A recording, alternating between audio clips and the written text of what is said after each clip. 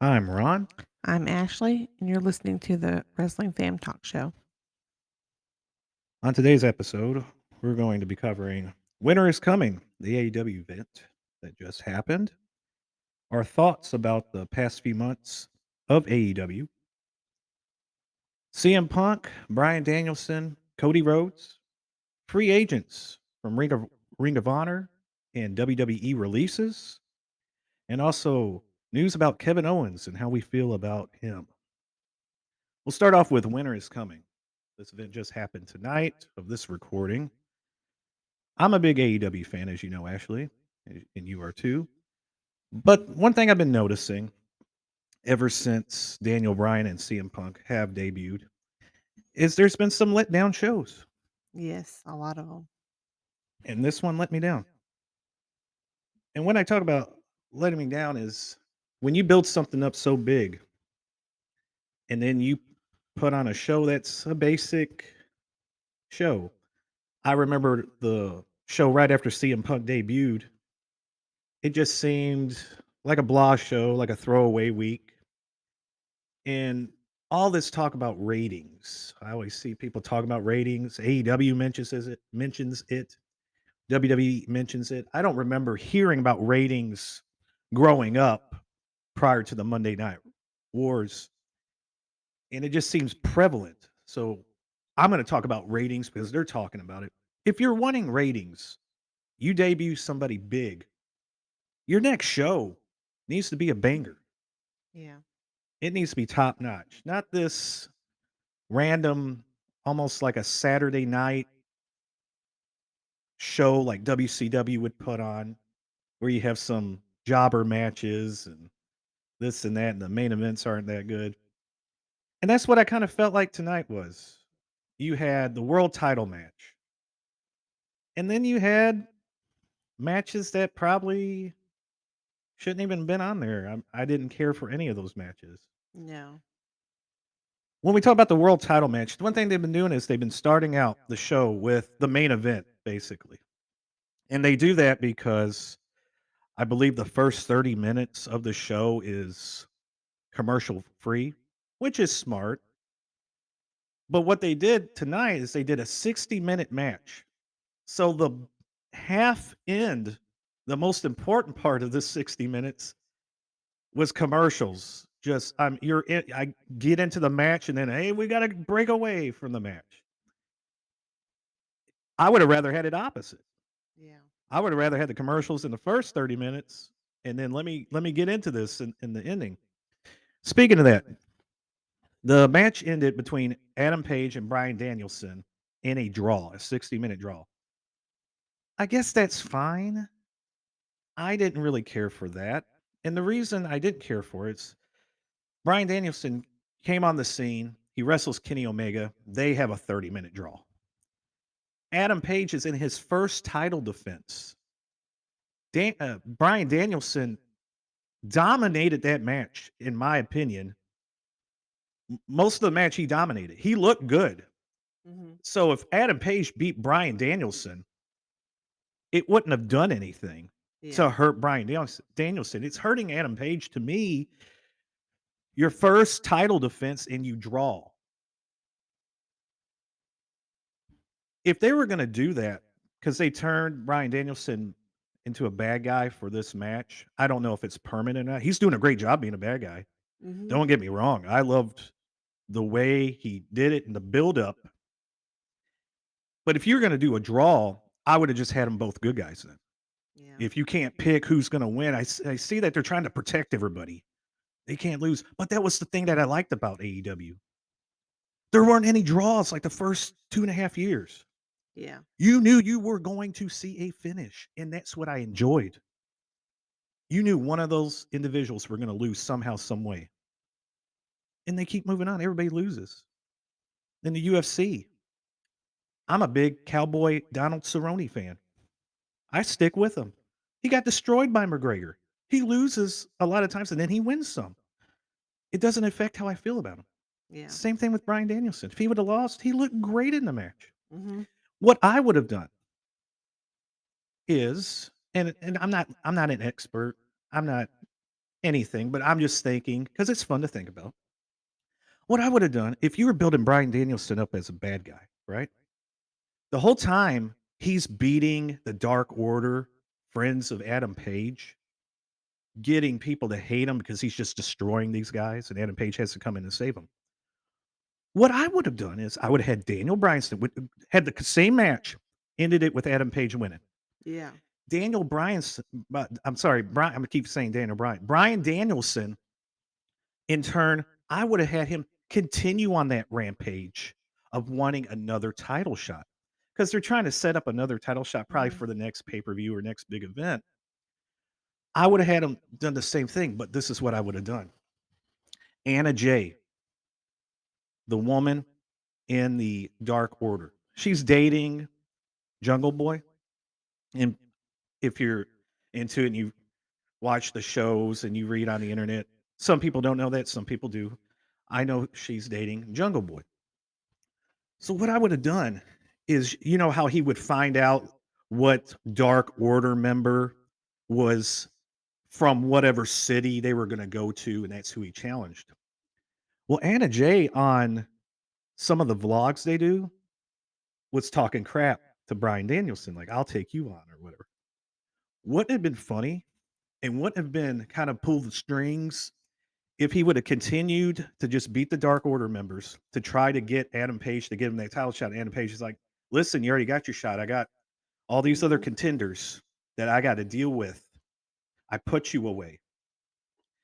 And then in one city, he mentions there's somebody from this city, and he attacks, and he has like Anna Jay. Obviously, he doesn't touch her, but he has her set up to put the boots to her in the ring after a match or something like that. And Jungle Boy comes out.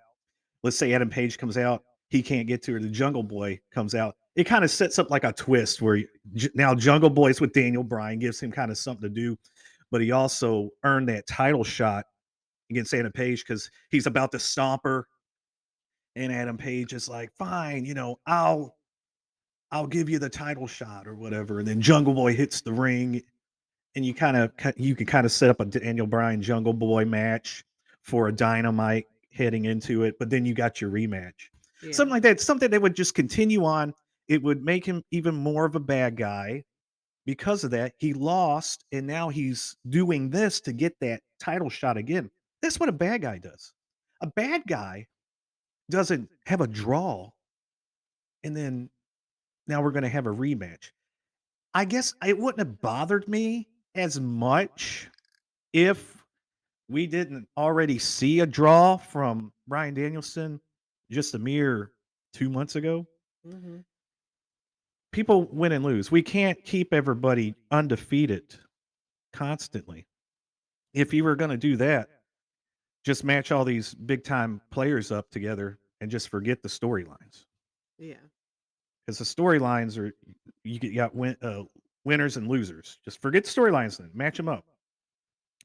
The rest of the show, I'm really not gonna cover. I mean, It Serena wasn't anything special. Serena Deeb and Sheeta. I like Serena Deeb. I like that she's doing the bad girl thing. I've already seen this match twice. I know it's their. I mean, the storyline's basically in ring stuff. They attack each other outside the ring, but it's basically a competition thing. That's fine. Wasn't interested. Like the women on AEW, wasn't interested in that match. Then we had Wardlow.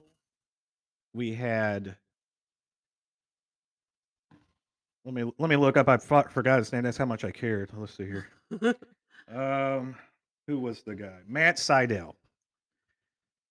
Matt Sydal debuted, and that was his high point. Could they have done anything more with him? Sure, but right now he has no juice behind him.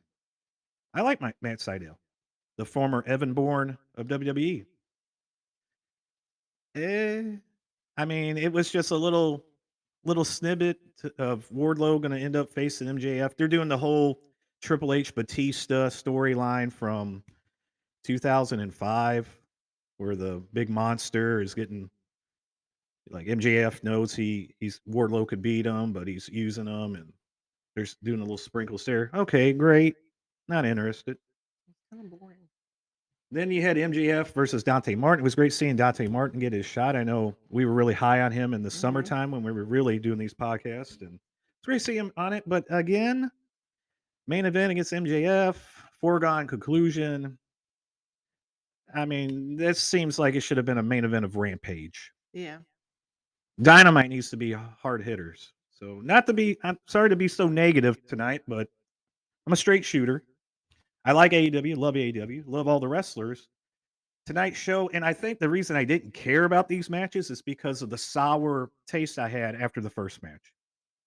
Maybe if it was reversed and they had the other matches first, and then I would have been like all into it, looking forward to the main event. But you gave me the main event, you gave me a draw, and I was a little disappointed. We were actually planning on going to this show, Yeah. and for certain circumstances, I'm not going to get into it, personal things with our pets, animals. The whole reason that we kind of paused on the podcast, there was no way we could make the show. I thought about going, and then I was like, I'm not going to go without my family. And then I hear they have this title match, and I'm like, oh man, we're missing the title match. And after the show and after that match, I was like, I'm glad I didn't waste my time or my money Yeah. because I thought I was going to see CM Punk wrestle. I thought I was going to see this and that. They were building it up. It was called Winter is Coming. The last Winter is Coming had the John Moxley Kenny Omega title match, which had a title change, and they had Sting debut. You name this Winter is Coming. I thought, whoa, oh my gosh, they set a precedence for Winter is Coming. Why name this show? Yeah. Why name the show? This should have just been a regular Dynamite. But when you name it Winter is Coming, You think of something dark and evil and think of a drama, but I didn't see any tonight. It was kind there of was boring. nothing about Winter is Coming. There was nothing. There was no theme. The winter is coming, and then like Sting came out with the snow. It fit the theme. There was nothing on the show that showed me that this was winter is coming. I don't think there was any decorations. There wasn't anything. Why name the show? What is this? Yeah. Why name the show Winter is Coming? Made it seem like a big deal, like a Clash of Champions or a pay-per-view that was free. That's what I thought. And it was disappointing. Not gonna lie. Speaking of disappointment, we're going to talk about the last few months here of AEW. The pay per views, the debuts were great. Yeah. We had paused this podcast right before that big pay per view where Brian Danielson debuted, CM Punk had his match with Darby Allin, and Adam Cole debuted. We were thinking, oh, yeah, this is about to get good. And there's been some great shows. There's been some great talking, such as CM Punk and MJF going at it. That was great. There's been some great matches. My favorite tag teams, the World Tag Team Champions. We've seen a lot of FTR. But all in all, I guess my anticipation and my level of what I thought it was going to be was a lot higher than what was executed. And what I mean by that, if we touch on those main characters, CM Punk, Brian Danielson, FTR, Cody Rhodes. I feel like with Brian Danielson and CM Punk, and it's not like I know them, but you can kind of sense that they are those hard workers. They want to get in there, they want to wrestle constantly, they want to help the show out. But in turn, by having that in a business aspect, I think it was the worst decision for them. Yeah. CM Punk's doing this whole storyline of I don't know if I still have it. I wouldn't have done that. No. I wouldn't have done that. He doesn't need to have that type of storyline. I don't know if I still have. You're CM Punk. You are today's type of legend Mhm. from 20 years ago. If you think about it, wrestling has not made a lot of stars in the past 20 years. Once Rock and Stone Cold had their heyday, there's been Cena and then a bunch of guys that were from those days still hanging on. And then in the new age, through independent wrestling and just great matches and that, you had Brian Danielson, you have CM Punk. What they're doing, I guess, with Roman Reigns right now, which I'm not really paying attention to. Just name a few, Mhm. and those are your top stars. So CM Punk didn't need to do this whole "Do I still have it?" I understand you've been away for 7 years, but less is more to me. I don't want to see CM Punk wrestle lower card wrestlers. I know what he's doing, and it's great. He it's showing his selflessness. Mhm. He's not selfish, is what I'm trying to say. But however, in a business aspect, now I see him, I don't even get excited Very underwhelming.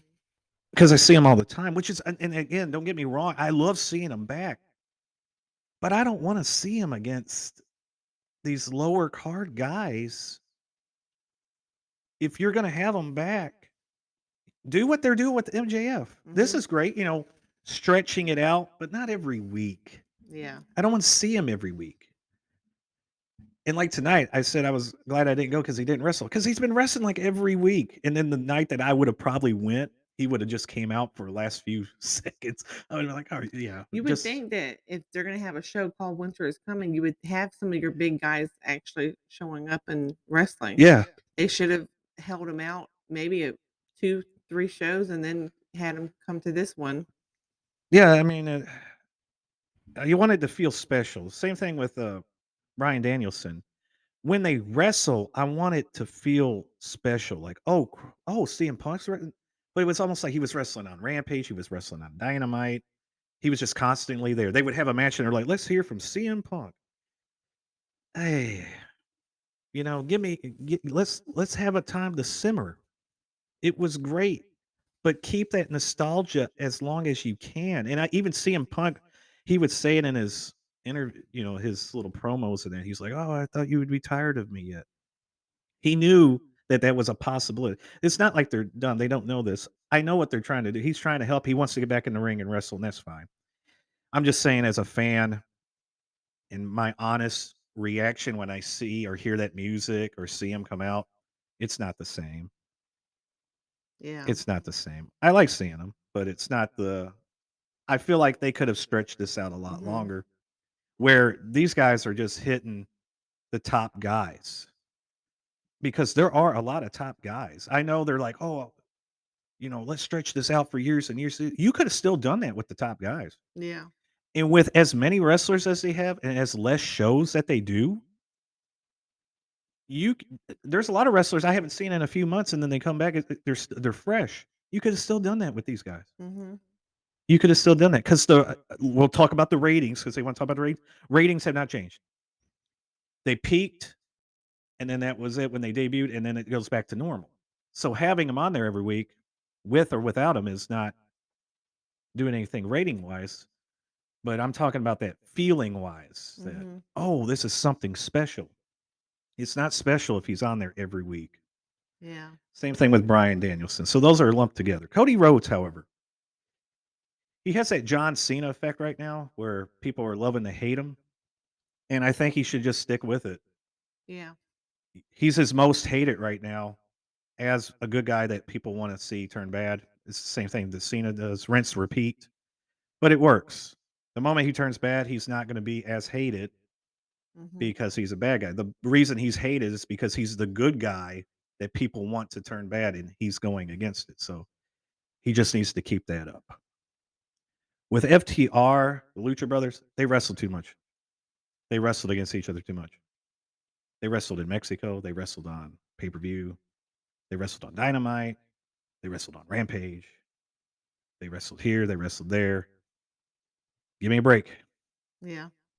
Give me a break of that match. I know Tony Khan has said, I hate seeing the same matches every week. And he also said, I hate when there's not any finishes. And now we're falling into that. Just like Groundhog Day. You got to be careful what you say because nowadays people, remember that stuff. So he used to point that out, call that out, and now it's happening in his show. And the reason I say that is because it's bound to happen. That's going to happen. Mhm. But because you point it out, it now it's kind of like with the politics when a person says something, then they do something different, then they're like, "Hey, well, you actually said this." Yeah. Well, if you didn't say it in the beginning, then it wouldn't have been that big of an issue than what it is. Same thing here. Free agents. A lot of free agents on the market for AEW. A lot of excitement there. Kyle O'Reilly, to name one of them. Johnny Gargano, and all the Ring of Honor wrestlers, to include the Briscoe brothers, which I'm excited about, could be showing up. However, there's one free agent, and that's Kevin Owens, who I believe has re-signed with the WWE. And let me tell you, I'm glad because Kevin Owens does nothing for me, entertainment wise. He never has. It's great that he's a wrestler. We have things in common personally with our children. Uh, I'll leave it as that. But sure, he's a great dad as well, or whatever. But again, this is nothing personal. But as a wrestler, does nothing for me. And the same thing with, I guess, Sami Zayn's going to be coming a free agent, and I wonder if it's just because of what WWE has done to him. Mhm. But I watched him in Ring of Honor prior when he was Kevin Steen and Sami Zayn was El Generico. I didn't care. Same thing here. You can't grab everybody. There's not enough spots, and I feel like he would fit better in WWE with what they're doing. He's like a big fish there. If he would have came to AEW, he would just been another guy Mhm. to me.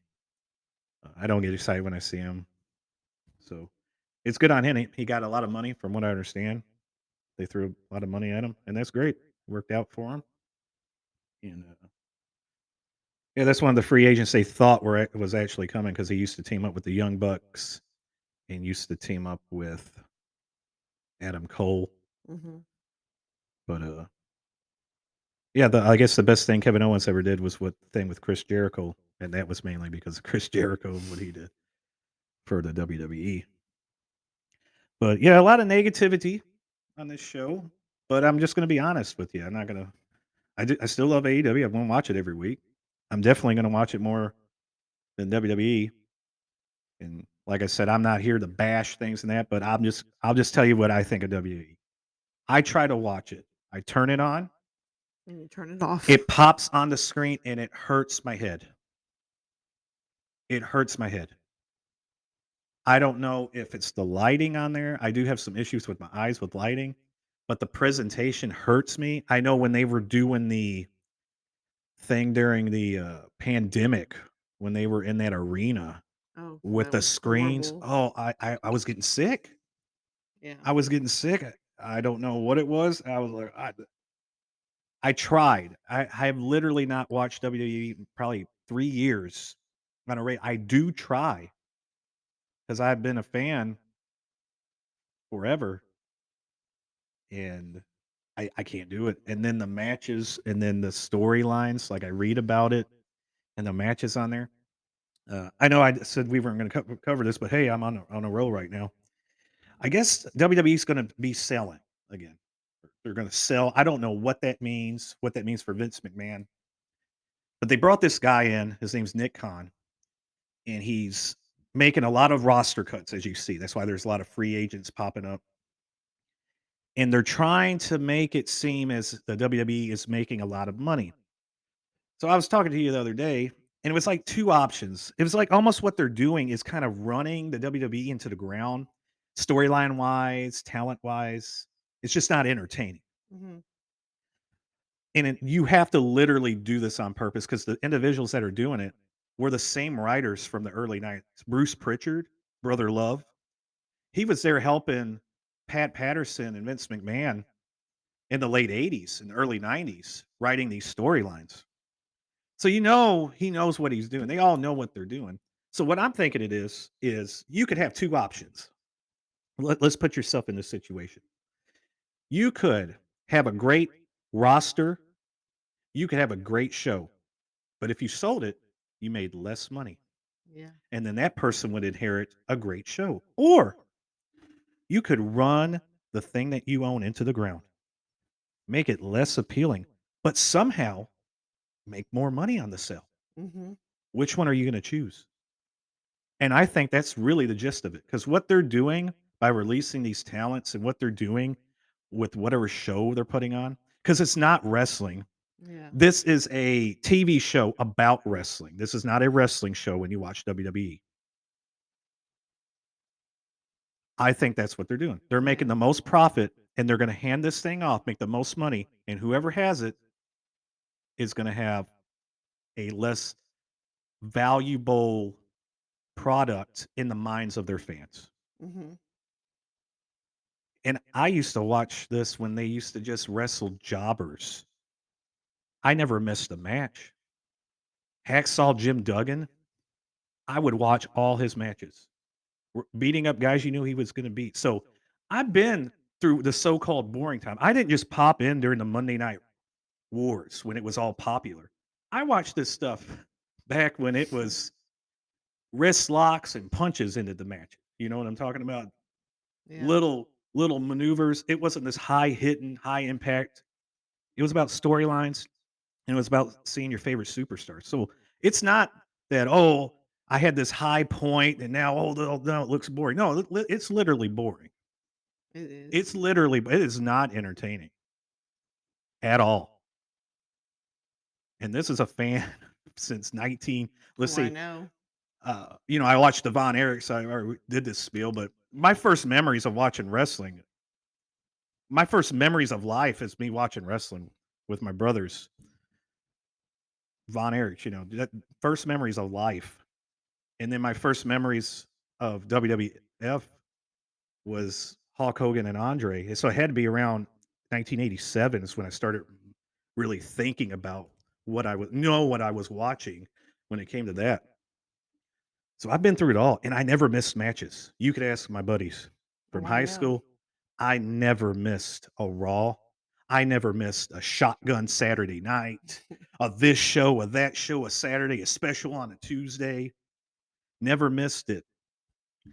I did take break when I did have the channel. Now, mind you, if I didn't have the channel, I didn't watch. There's some times Yeah. that I didn't have the channels, but let's just say whatever I could watch, I watched it and I didn't miss it. I would watch shows that would just be recaps of what I've already seen. I would watch all of it. Yeah. I can't watch 1 second of pick a show that WWE puts on. Pick a show. I can't watch it. It hurts. But anyways, very negative, very negative show. What a great way to come back on the podcast with this I negativity. know. But I'm just being honest, shooting from the hip. Anyways, I hope you enjoyed the show. I know I talked all the time here. Ashley, did you have anything to add? No, I think you said it all. Wrestling has been sucking a little bit lately for me as well. I haven't been, enjoying it as much as I was before. I don't even call the kids in to watch it. Even AEW, I haven't even called them in to say, "Hey." Yeah, I was So, kinda underwhelmed with today's show, so but hopefully it picks up. Hopefully their plan. There's a plan for this. I'm sure there is. But anywho, thanks for listening, and we'll see you next time. okay, bye-bye.